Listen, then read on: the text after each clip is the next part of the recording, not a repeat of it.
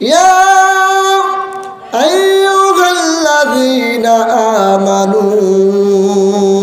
আতিউল্লাহ, জোরে বলি আল্লাহু আকবার। আরো জোরে জোরে বলি আল্লাহু আকবার। আমার ভাইরা রে, এই দিনাজপুর সদরের মুসলমান, এই যুবক বন্ধুরা, এ আমার বৃদ্ধ বাবাজি, দিলের কান দিয়ে শোনা চাই। এখনো কোন যুবক ভাই আছো ওই যে সামনে দাঁড়িয়ে? আরে বন্ধু,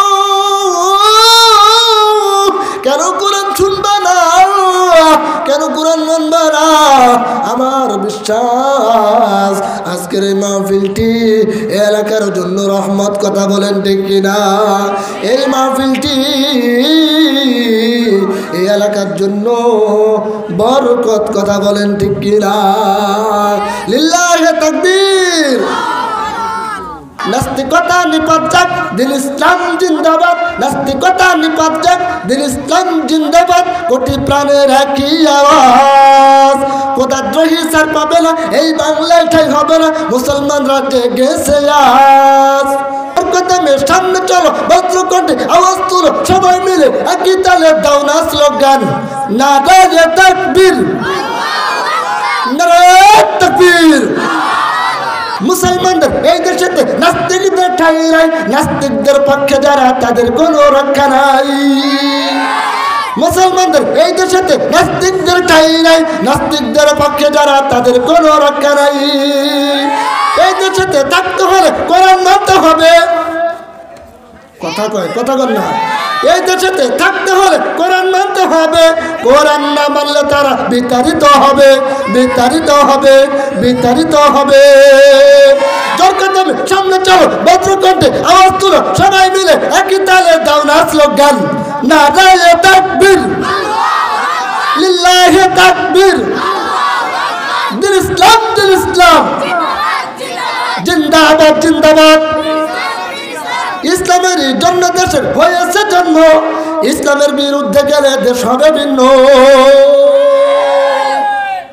কথা কন, কথা কন। ইসলামের বিরুদ্ধে কথা কম কয় নাই, কথা কন। গত 15 বছরে কি হয়েছে আপনারা চোখ দিয়ে দেখেন নাই? এখন এগুলা হুজুরদেরকে বললে বলা হয় হুজুরদের আর কোনো ওয়াজ নাই, শুরুতে উঠাই খালি ওই কথাই। 16 বছর যে ওলামায়ে কেরামদেরকে নির্যাতন করা হয়েছে, তখন আপনারা কইয়াছিলেন? কথা বলে না, কথা বলে না। ওলামায়ে কেরামদেরকে জেলখানা বন্দী করা হয়েছিল, কথা বলার ঠিক কিনা?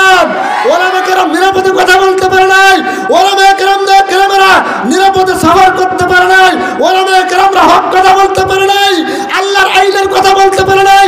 নাস্তিকরা এদিক থেকে একবার চিল্লা দিয়েছে, এদিক থেকে একবার গুতা দিয়েছে, হুজুর কথাবার্তা সাবধান, এটা কোরআনের মাহফিল, ঠিক কিনা বলেন? কথা কন, কথা কন। মসজিদে ইমাম সাহেব বক্তব্য দিলে হুজুরকে সভাপতি এমন গেট আপ নিয়ে বসে, সারা সপ্তাহ আমাদের খবর নাই, আছে না না এমন সভাপতি? কথা বলেন, আছে না নাই? সামনে এমন জুব্বার পাঞ্জাবি আতর লাগায়া, টুপি লাগায়া হুজুরের সামনে এমন স্টাইলে বসে, আর বলে হুজুর কথাবার্তা সাবধান, এটা আল্লাহর ঘর। ওরে বাটপার, কথা কয় না, ওটা আল্লাহর ঘর। হুজুর মনে হয় বোঝে না, হুজুর বোঝে কি বোঝে না? সভাপতি হুজুরকে বুঝাই দেয় এটা আল্লাহর ঘর। বাটপারি বহু হয়েছে, এখন কোরআন থেকে কথা হবে, হক কথা কথা বলা হবে। বাতিলের কাছে কোনো ওলামায়ে কেরাম মাথা নত করে নাই, মাথা নত করবে না, কথা বলেন ঠিক কিনা? এই জন্য কি মন খারাপ করলেন, রাগ করলেন? হয়তো এই মাদ্রাসায় আর কোনোদিন দাওয়াত দেওয়া হবে না, এই তো নাকি বলেন? আমার ভাইরা, আমার বন্ধুগণ, আমার আল্লাহ ডাক দিয়ে বলতেছেন, আল্লাহর নবী 1 লক্ষ মতন তুলে 2 লক্ষ নবী রাসূল এই পৃথিবীতে এসেছে। প্রত্যেক নবী রাসূল আমার ভাইরা রে আল্লাহর প্রতি ঈমান আনার জন্য চেষ্টা করেছে, কথা বলেন ঠিক কিনা? আমার ভাইরা, আমার বন্ধুগণ, ঈমানের জন্য অধিকাংশ নবী রাসূল আমার বন্ধু নির্যাতনের শিকার হয়েছে, কথা বলেন ঠিক কিনা?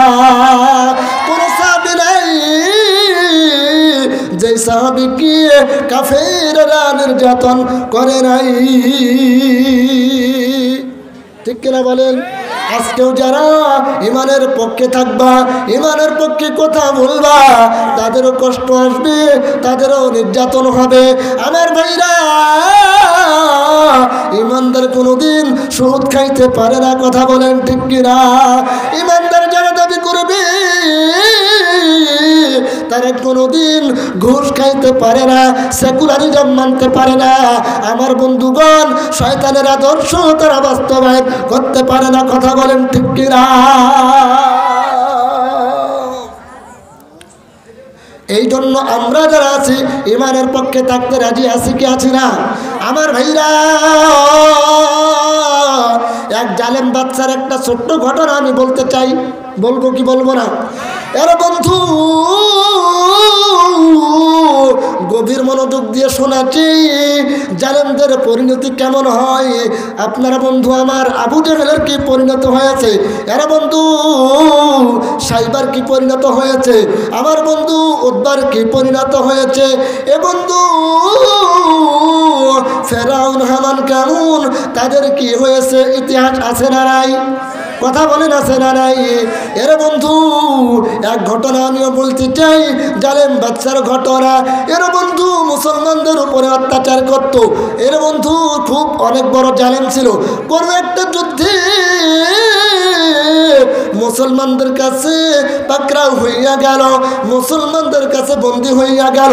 এরা বন্ধু যুবক ভাইরা, এরা বাবাজি মনোযোগ দিয়ে শোনা চাই।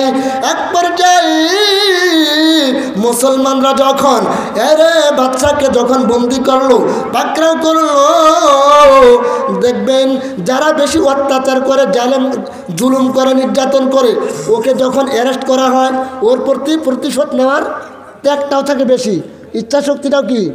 দেখবেন আপনার দুইজন সন্তান, একটা সন্তানকে আপনি যেদিকে যেতে বলবেন সেদিকে যায়, আরেকটা সন্তান খুব দুষ্ট, বাবা দুষ্টমি করিও না, দেখবেন ওই সন্তানটা আরও বেশি দুষ্টমি করে, কথা বলেন, ওদের সাথে মিশিও না, ও আরও বেশি মিশে।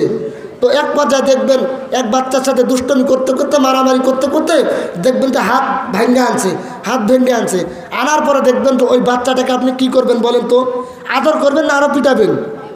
কথা বলতে হবে, কথা বলতে হবে। আদর করবেন না পিটাবেন? কেন? ওর উপরে রাগ বেশি।